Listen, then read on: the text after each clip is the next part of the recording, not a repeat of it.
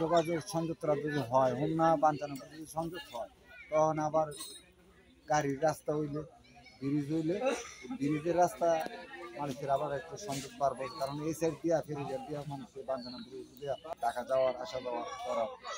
সেই প্রাচীনকালের যে লঞ্চ ঘাটটি এখনো আছে, এখন মোটামুটি কতটি লঞ্চ এখানে যাতায়াত হয় আপনার মতে?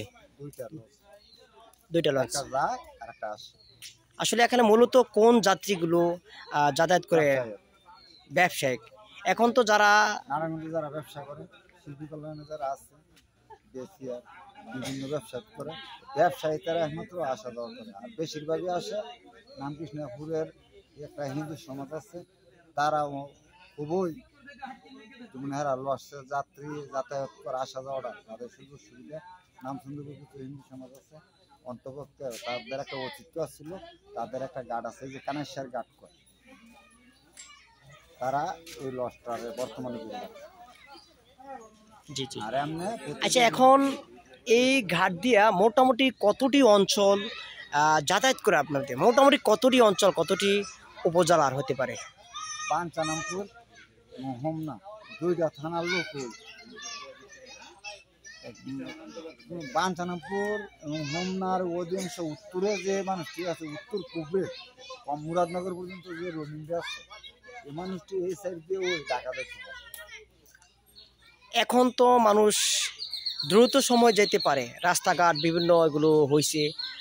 আমার মনে হয় কি তাদের চলাচলটা দ্রুত করার জন্যই লঞ্চ ঘাটটি আজকে বিলীন হচ্ছে। আপনার পরিচয়টা যদি বলতেন একটু, আসলে আপনি এই দিকের স্থায়ী বাসিন্দা, একটু নামটা পরিচয়টা বলেন।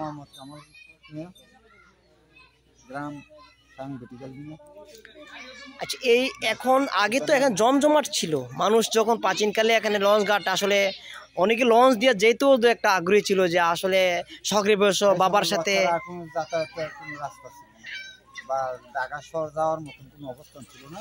এই কারণে এই সময় লস অনেক, প্রায় 20 থেকে 25টা লস ঢাকা নারায়ণগঞ্জের নরসিংদী আর আমরা হলো নামসিংদীপুর হলো মুরাদনগর যোগাযোগ করতে পারে। আমরা মাইচারা কালাইনগর ঘাট বাঞ্ছানপুর নবীনগর পর্যন্ত সংযোগ যোগাযোগ করতে পারে। আচ্ছা, তখন যখন এই লঞ্চ ঘাটটি সময় তখন কিন্তু অনেক লোকজন আসা যাওয়া করার সময়, আপনি তখন কেমন বয়স ছিল তখন?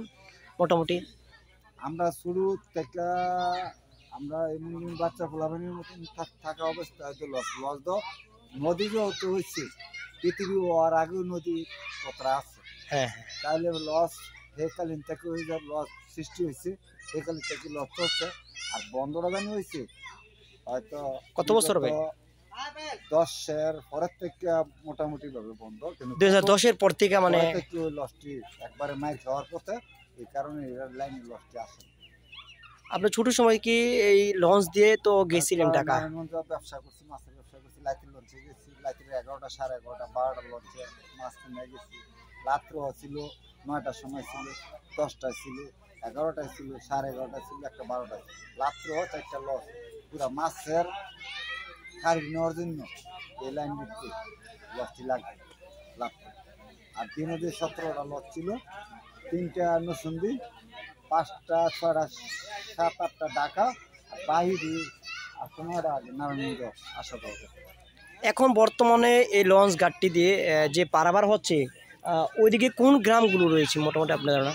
এবারে এপার থেকে হেপার আছে জর্গাসর আপাতত। জর্গাসর গ্রামটা একটা গ্রাম, এটা আমাদের হোমনার সাথে জড়িত, কিন্তু এরপরে অবশিষ্ট যেটা আছে সবই ওই বাঞ্ছানপুর থানা। ওইবার কি বাঞ্ছারামপুর পড়ছে? বাঞ্ছারামপুর থানা, এটা হোমনা থানা। একটা গ্রাম হোমনা। জি জি।